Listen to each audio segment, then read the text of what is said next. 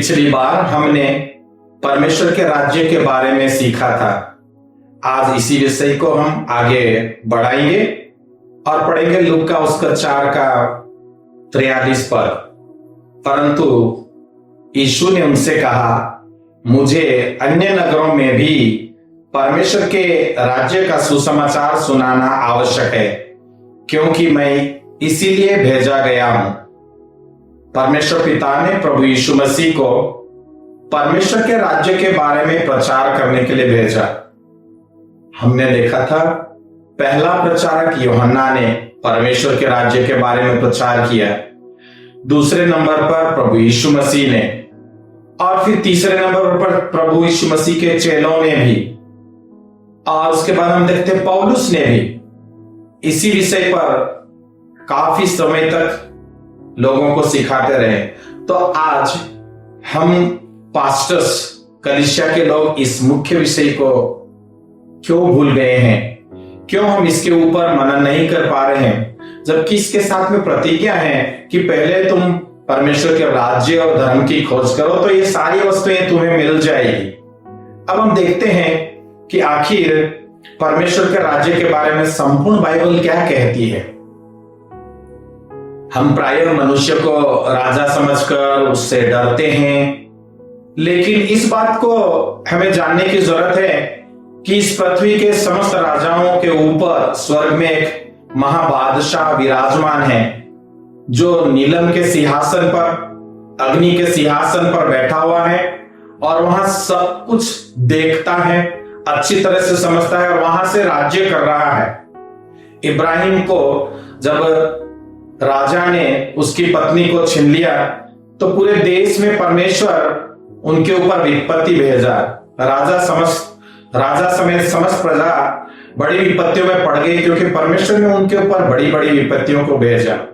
परमेश्वर ये दर्शा रहा था कि देखो तुम राजा हो, लेकिन तुम्हारे ऊपर मैं परम प्रधान राजा हूं। इसी तरह से संपूर्ण बाइबल में जहां जहां राजाओं ने परमेश्वर के विरुद्ध में कुछ विद्रोह करना चाहा, परमेश्वर ने उनको बुरी तरह से गिरा दिया है।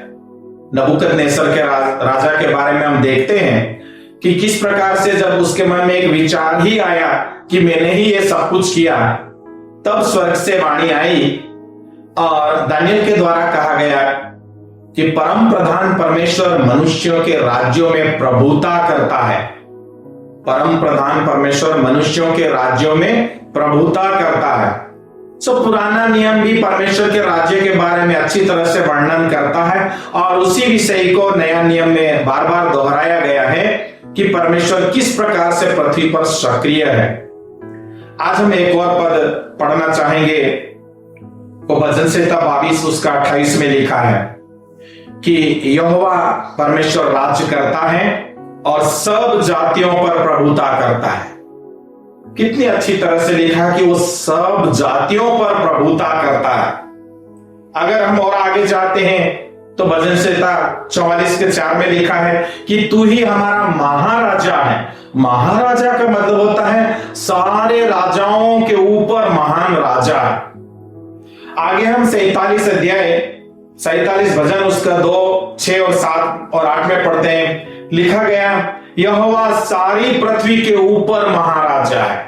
पहले हम देखा सारी जातियों पर महाराजा है, अब हम देखते हैं सारी पृथ्वी के ऊपर महाराजा है। और इसलिए कहा गया भजन संहिता उसका 72 के 11 में कि सारे राजा यहोवा तुझे दंडवत करेंगे। हम मसीह लोगों को इस तरह से दृढ़ निश्चय के साथ में धरती पर जीना है कि दुनिया के सारे महान लोगों के ऊपर सर्वशक्तिमान परम प्रधान परमेश्वर विराजमान है और हम उसके लोग हैं और हमें किसी भी इंसान से, किसी भी विपत्ति से डरने की जरूरत नहीं। आगे हम देखते हैं भजन संहिता उसका 83 का 18 में लिखा कि सारी पृथ्वी के ऊपर वह परम प्रधान परमेश्वर है। इतना ही नहीं, 95 उसका 3 पद में बहुत बढ़िया पद लिखा, सारे देवी देवताओं के ऊपर वो महान राजा है। सो देखिए, हमको किससे डरने की जरूरत है?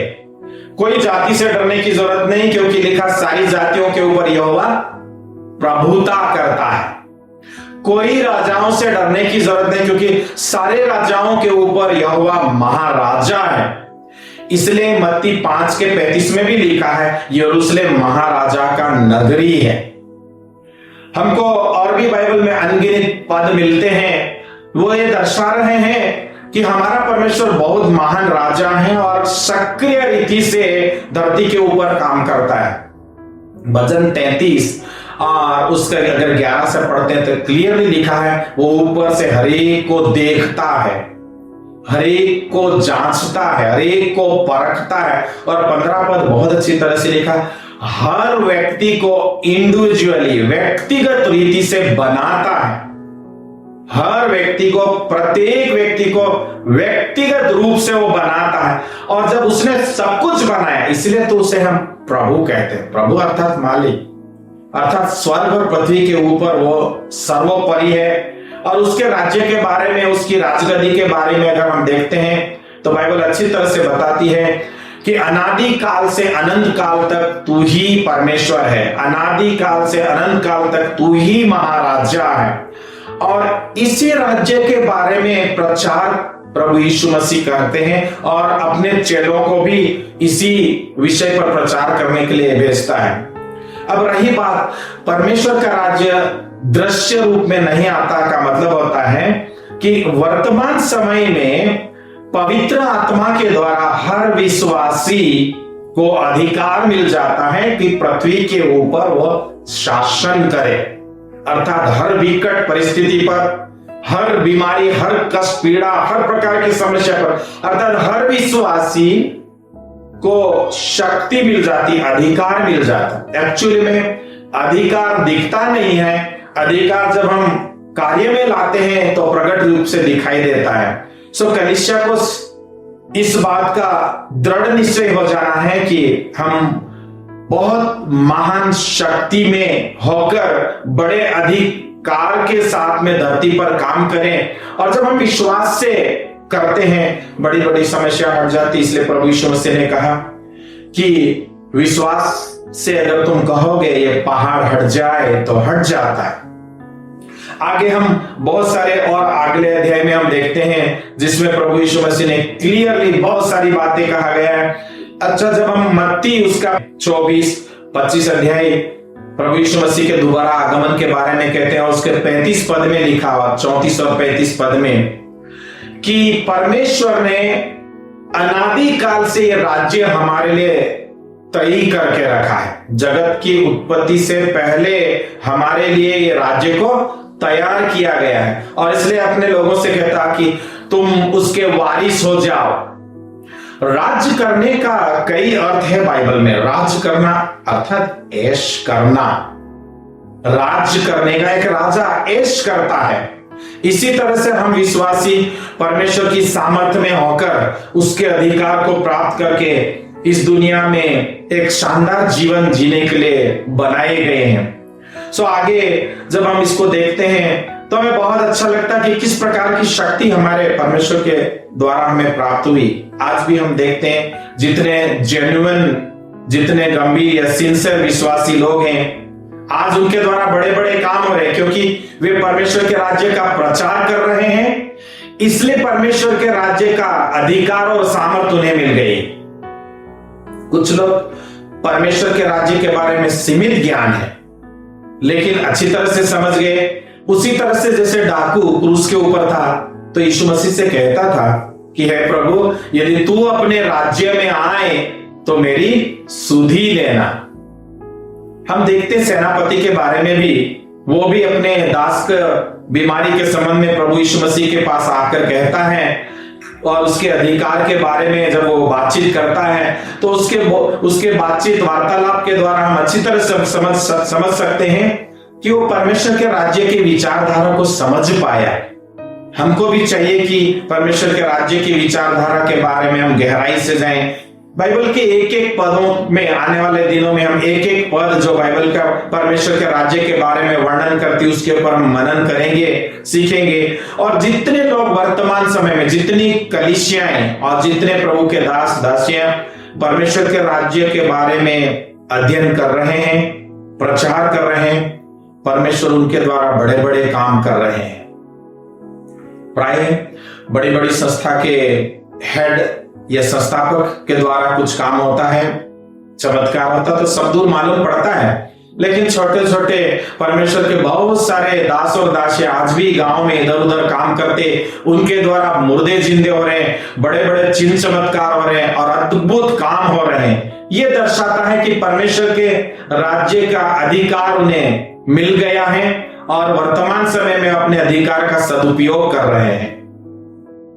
मैंने प्राय कई गांवों में जाकर देखा, जिन्हें नाम लिखते नहीं आता है वे भी बड़ी बड़ी मंडली, बड़े बड़े चर्च भवन बनाकर काम कर रहे हैं और चर्च भवन लोगों से भरपूर है, बड़े पैमाने पर लोग आ रहे हैं। यही बात तो हम बाइबल में पढ़ते हुए लिखा कि यूहन्ना बपतिस्मा दाता से परमेश्वर के राज्य में जोर पड़ रहा और प्रबलता के साथ में लोग उसमें प्रवेश कर रहे हैं। प्रबलता के साथ प्रवेश करने का मतलब होता है, अगर हम नहीं चाहते हैं, कुछ बाउंड्री या कुछ टिकट लगाते हैं, तो भी लोग उसको पार करके किसी न किसी रीति से अंदर प्रवेश करने की कोशिश करते हैं। इसी तरह से जितने लोगों को मालूम हो गया है कि परमेश्वर का राज्य क्या है, उसकी शक्ति क्या है, उसका अधिकार क्या है, वो भीड़ की भीड़ चर्चों में आ रहे हैं और बड़े पैमाने पर उद्धार प्राप्त कर रहे हैं,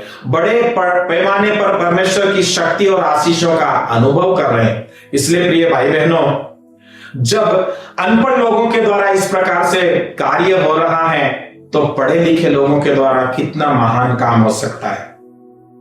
हमको चाहिए कि हम बाइबल की इस मुख्य विषय वस्तु के ऊपर मनन करें, इस राज्य की शक्ति को हासिल करें और परमेश्वर के राज्य का अधिकार प्राप्त करके हम पृथ्वी की छोर तक उसके महान गवाह हो जाएं। परमेश्वर आपको आशीष दे।